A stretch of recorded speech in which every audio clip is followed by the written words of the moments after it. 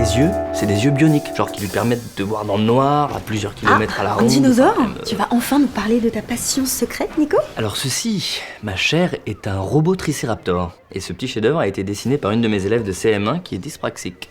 Dyspraxique. C'est un peu comme toi au baby-foot. Tu sais, quand t'as du mal à coordonner certains de tes mouvements, et ça te demande beaucoup de concentration. C'est un petit peu plus compliqué, mais c'est l'idée, ouais.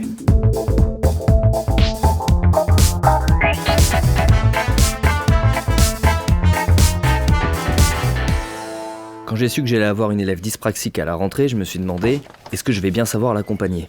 Pour visualiser l'ensemble de la situation, il me fallait un schéma. D'abord, une classe de 21 élèves qui demandent pas mal d'attention. Et puis Lola, 9 ans, fan de dinosaures et de robots. Et comme je disais, dyspraxique. La maman de Lola, sympa. Bonjour, je vous ai amené un petit peu de documentation sur la dyspraxie. Un peu anxieuse, mais sympa.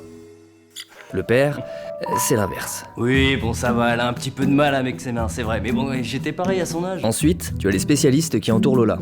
Il y a ceux qui aident de manière concrète. Donc, vous mettez les unités en bleu, les dizaines en rouge et les centaines en vert. Ça va aider Lola pour ses calculs. Et il y a les autres. Ah bah là, va falloir s'attarder sur le degré de corticalisation, vérifier s'il y a syncinésie et peut-être procéder à un test de Butter-Severton.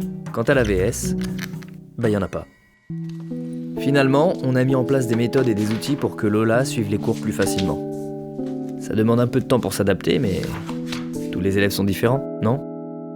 Et puis j'ai même utilisé le système de couleurs pour expliquer à toute la classe les fractions décimales. Cool.